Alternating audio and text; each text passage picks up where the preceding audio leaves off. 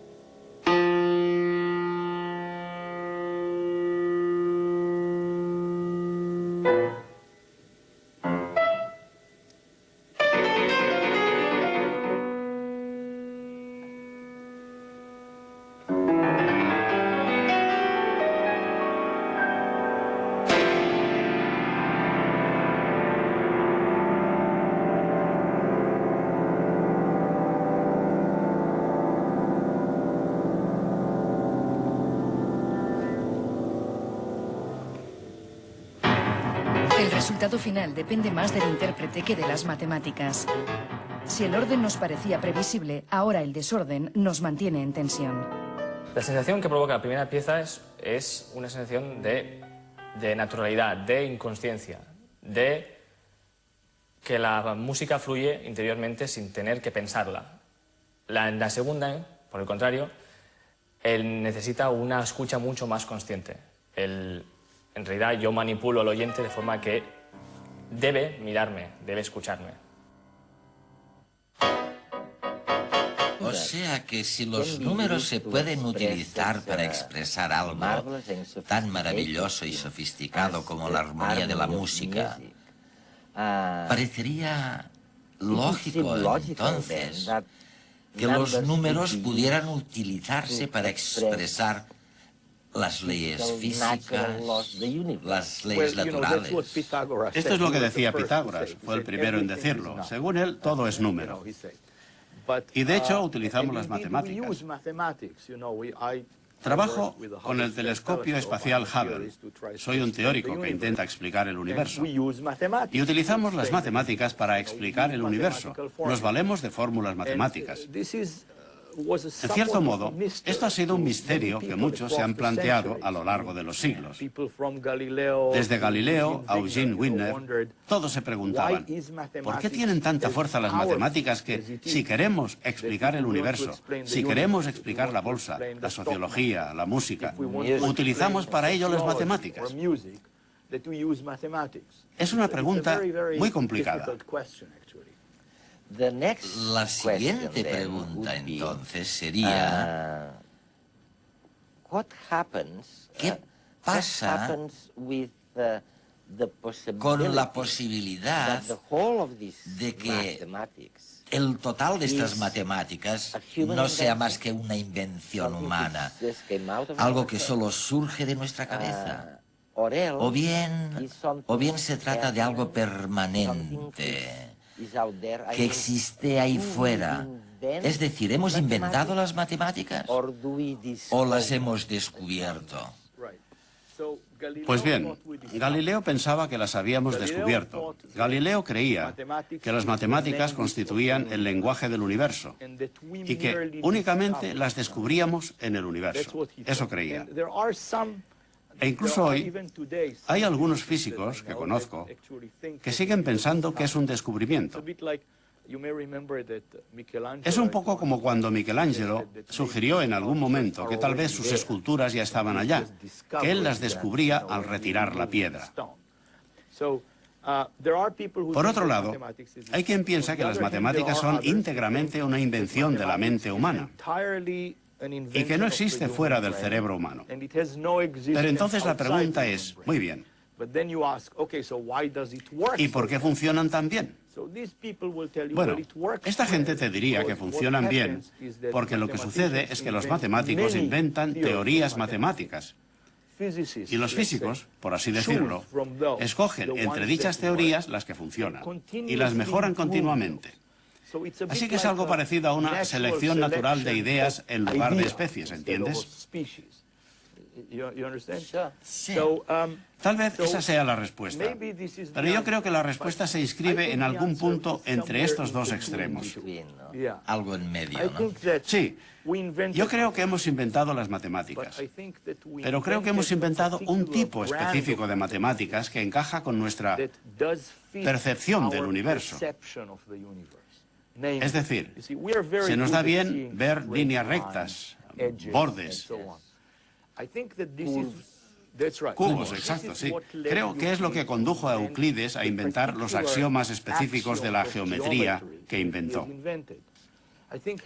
Si hubiéramos tenido, por ejemplo, visión infrarroja y todo se nos apareciera algo borroso, tal vez habríamos inventado un tipo distinto de matemáticas, porque hoy en día sabemos que el conjunto de axiomas de Euclides no es el único conjunto posible.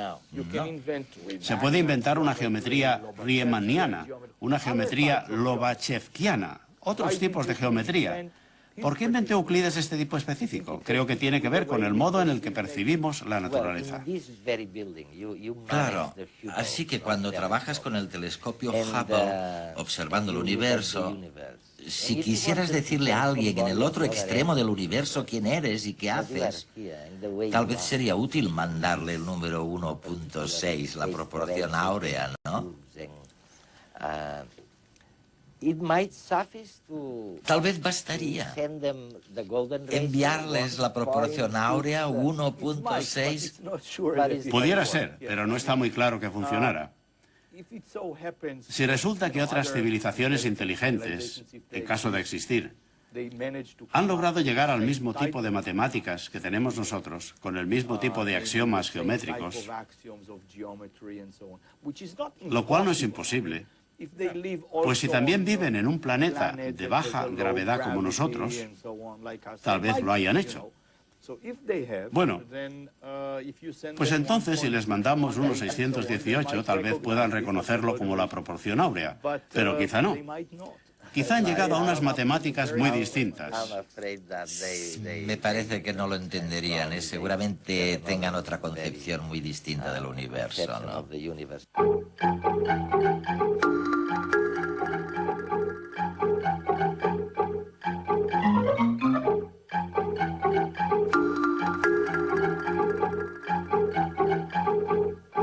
Con la aparición de la fotografía y el cine hace más de 100 años, el hombre por primera vez en su historia puede capturar la realidad tal como es.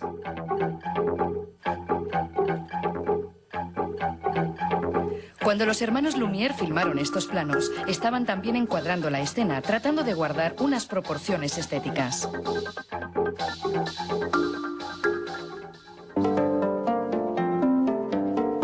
El cine y la fotografía están íntimamente relacionadas con las proporciones.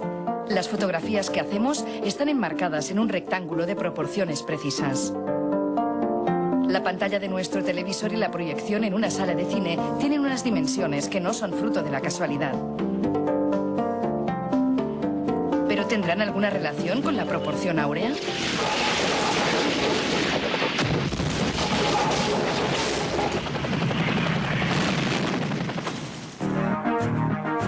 El formato fotográfico que conocemos se lo debemos a Oscar Barnack, que lo eligió para fabricar la primera cámara de 35 milímetros, la Leica.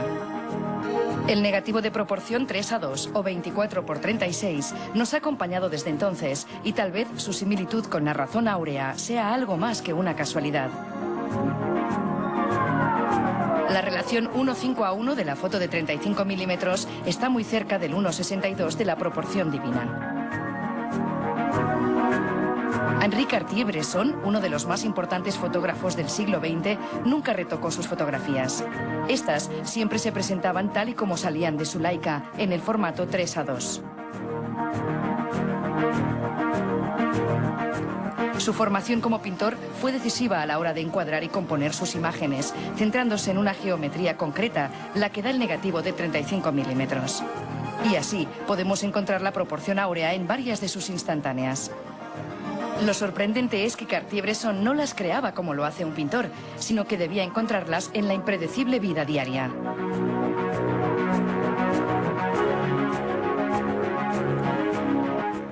El cine surgió del mismo negativo de 35 milímetros, pero cada fotograma era la mitad que en fotografía.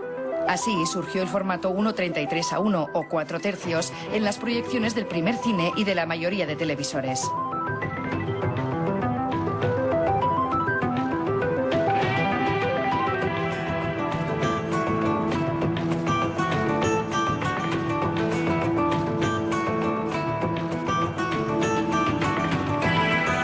Pero con el tiempo, poco a poco, las pantallas de cine se han ido ensanchando. Y en cierta manera es lógico, ya que la situación de nuestros ojos en un plano horizontal hace que tendamos a una visión panorámica de las cosas. Formatos superpanorámicos como el CinemaScope nacieron para resaltar la espectacularidad de las escenas en las grandes salas de cine. Y en los últimos años se ha ido imponiendo el 1:85:1 bajo la influencia de la Academia de Hollywood. Sin embargo, el formato cinematográfico que más se acerca a la razón áurea es el 1:66:1, muy utilizado en el cine europeo de las últimas décadas.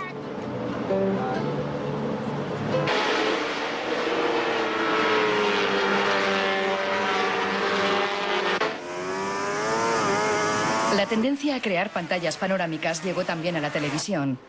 Así nació el 16:9 como una fusión del CinemaScope y la antigua pantalla de 4 tercios.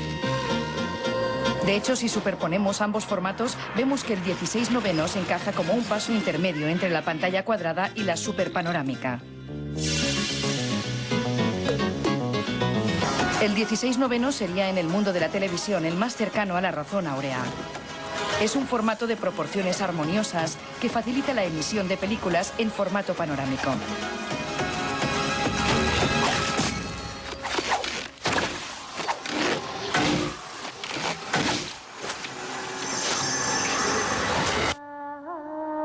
En redes lo utilizamos recortando la imagen con 2 franjas.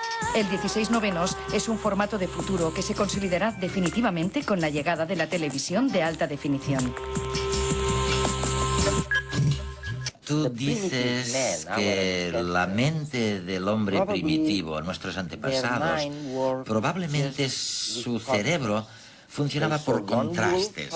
Veían un lobo, uno solo, y esto lo distinguían muy bien de una manada de lobos. Establecían un contraste entre uno y una manada. Solo mucho más tarde empezaron a emprender, a imaginar las similitudes. Exacto. 2 brazos, 2 piernas. Eso mismo. Es casi seguro que fue así. Al principio se trataba de pura supervivencia. Querían saber, ¿estoy viendo un león aquí o 10 leones, muchos leones? Bueno, 10 no utilizaban el 10. 1 o muchos leones. Querían establecer este contraste. Pero con el tiempo empezaron a entender que tanto si hablamos de 2 manos, de 2 estrellas, de 2 lobos, de 2 cosas cualesquiera, en realidad todos son manifestaciones de lo mismo, del número 2. Sí. Fue necesario un cerebro mucho más avanzado para entender que todas estas cosas distintas eran en realidad el número 2. Y el 2 fue fácil relativamente, porque miraban al resto de personas y también tenían 2 manos, 2 senos, 2 ojos. Así que es probable que lo primero que aprendieran fuera 1, 2 y luego muchos. Claro, antes de pasar al 3. Exacto, al 4, etc.